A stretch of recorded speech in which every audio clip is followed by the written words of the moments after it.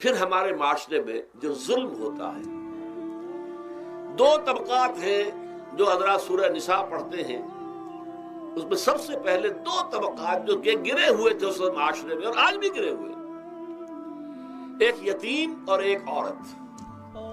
ان دونوں کے لیے ابتدائی سے سورہ نساء کے اندر جو ہے احکام آئے تو ان کے بارے میں آئے۔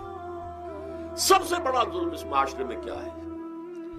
جو بچپن ہی سے احساسات کے اوپر ایک بوجھ بن جاتا ہے بچیوں کے، کہ بیٹے کو افضل سمجھتے ہیں، بیٹی کو جو ہے گھٹیا سمجھتے ہیں۔ اس قدر ناانصافی، اس قدر ناانصافی۔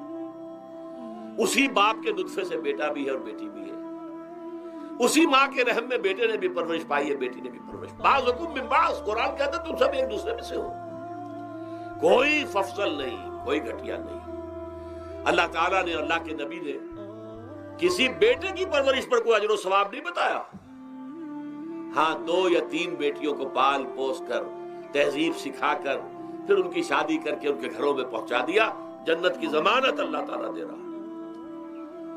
اور سب سے بڑی بات یہ کہ سب سے زیادہ محبوب انسان حبیب اللہ محمد ہے صلی اللہ علیہ وسلم، اور محمد کو اللہ نے بیٹے نہیں دیے بھی تو لے لیے، بیٹیاں دی، 4 بیٹیاں دی، اور کتنی محبت کرتے تھے محمد صلی اللہ علیہ وسلم کی بیٹیوں سے، خاص طور پر حضرت فاطمہ سے، وہ تو آپ سیرت میں پڑھیے کتنی محبت، کس قدر محبت، سب سے چھوٹی تھی شاید اس لیے۔ بہرحال پہلی بات تو یہ بچپن ہی سے وہ دعویٰ پڑھنا شروع ہو جاتا ہے بچیوں کے ذہنوں پر کہ ہم کو گھٹیاں ہیں، ہمارے بھائی بڑیاں ہیں، ہمارے والدین جو ہیں ان سے زیادہ محبت کرتے ہیں، ہم سے نہیں کرتے۔ پھر شادی میں اکثر و بیشتر لڑکیوں کی مرضی کا کوئی خیال نہیں کیا جاتا۔ یہ ظلم ہے جو ہم کر رہے ہیں۔ لڑکی کی مرضی کے بغیر، اس کے اذن کے بغیر، اس کی اجازت کے بغیر کوئی شادی نہیں ہو سکتی۔ زبردستی وہ بھیڑ بکریاں نہیں ہے کہ جس کے ہاتھ چاہا آپ نے بیچ دیا، معاذ اللہ ثم معاذ اللہ ثم معاذ اللہ۔ یہ ضرور ہے کنواری بیٹی ہے تو اس سے صرف آپ نے پوچھا اور وہ خاموش رہی، بس یہ بھی کافی ہے۔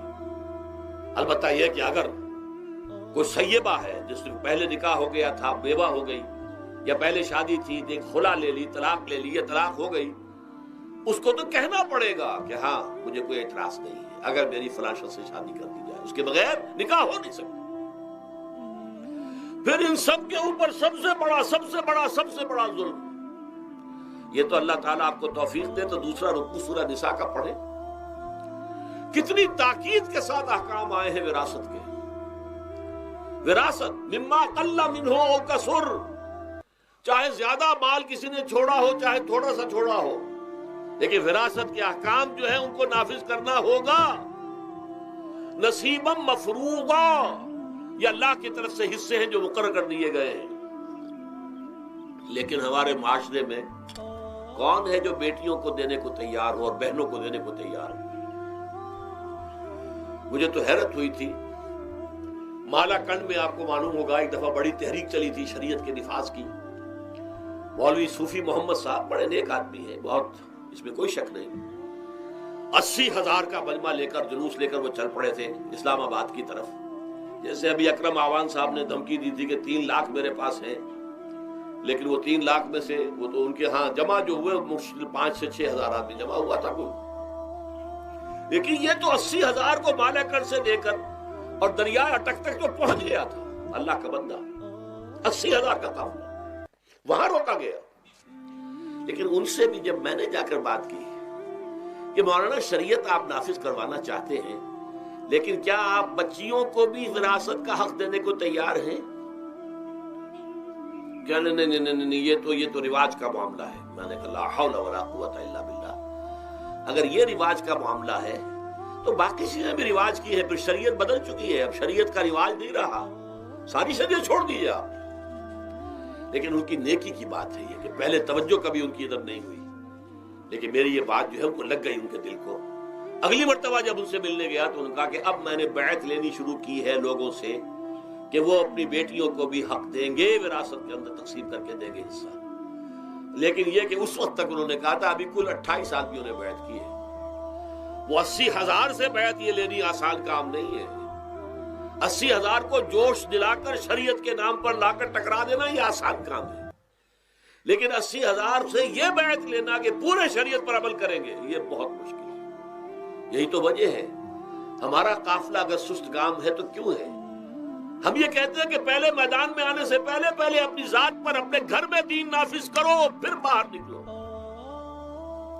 اپنی معاش اور اپنی معاشرت پر اسلامی شریعت نافذ کرو، پھر باہر آ کر اسلام کا نعرہ لگانے کا تمہیں حق پہنچتا ہے، ورنہ نہیں۔ اگر تمہاری اپنی ذات پر دین نافذ نہیں، چہرے پر 12 بجے ہوئے ہو، اللہ تعالیٰ کی نبی کی سنت کا کہیں آثار دور دور تک نظر نہ آ رہے ہو، روزانہ پھاوڑا چلا رہا ہو آدمی نبی کی سنت کے اوپر شیو کر رہا ہو، اور پھر وہ کہے میں اسلام چاہتا ہوں، بھائی اللہ کے بندے پہلے ذرا یہ کمی پوری کر لے۔ اور اگر تیرے کاروبار میں کوئی حرام شے ہے، تیری معاش میں کوئی حرام شے ہے، کوئی سودی معاملہ کیا، ختم کر اس کو اللہ کے بندے۔ بینک کی سروس کر رہا ہے، چھوڑ اس کو۔ اگر یہ کام کر لو، بے پردگی اختیار کی ہوئی ہے، اللہ نے تو پردہ سکھایا ہے، اللہ کے نبی نے پردہ سکھایا ہے، شریعت اسلامی نے پردہ رکھا ہے، مردوں اور عورتوں کا اختلاط پسند نہیں ہے، اس پر عمل کرو، پھر آنا میدان میں، پھر دوسروں کی غلطی جو ہے بتانا اس کو کہ یہ تم غلط کر رہے ہو، مشرف تم یہ کر رہے ہو غلط کر رہے ہو، فلاں تم یہ کر رہے ہو غلط کر رہے ہو، نواز شریف تم یہ کر رہے ہو غلط کر رہے ہو۔ لیکن یہ ہے کہ اس سے پہلے اپنے اوپر، اس لیے میں نے آپ کو بتا دیا وہ واقعہ کہ انہوں نے بتایا، بعد میں اور بھی آگے ہوں گے انشاءاللہ، مجھے امید ہے، لیکن جب میں ملا تھا تو انہوں نے کہا تھا ابھی صرف 28 آدمیوں نے بیعت کی۔ بہرحال عورتوں کا ایک حق ہے جو حضور نے بیان فرمایا اور قرآن مجید نے بیان کیا، عاشروہن بالمعروف، عورت کا اکرام ہو، بیٹی کی حیثیت سے بھی، بہن کی حیثیت سے بھی، بیوی کی حیثیت سے بھی، اور ماں کی حیثیت سے تو سمجھو کہ جنت جو ہے وہ ماں کے قدموں تلے ہے۔ الجنت تحت اقدام الامہات، فرمان ہے محمد رسول اللہ صلی اللہ علیہ وسلم کا۔ لہذا اکرام، عورت کا اکرام، عورت کی عزت، بیٹی کی حیثیت سے بھی، بہن کی حیثیت سے بھی، بیوی کی حیثیت سے بھی، اور ماں کی حیثیت سے بھی۔ عاشروہن بالمعروف، اپنی بیویوں کے ساتھ رہو بڑے طریقے پر، نیک طریقے پر، اچھے طریقے پر۔ حضور نے یہاں تک فرمایا خیارکم خیارکم لأہلیکم وانا خیرکم لأہلی۔ دیکھو مسلمانوں، اے میرے صحابیوں، تم میں سے بہتر لوگ وہ ہیں جو اپنے گھر والوں کے حق میں بہتر ہیں، نرمی کرتے ہیں۔ عورت کے بارے میں یہ بھی فرمایا، ایک مرتبہ سواری تیز دوڑا رہے تھے جو بھی اونٹ کو لے کے جانے والے تھے، جبکہ ہودج میں کچھ خواتین سوار تھیں۔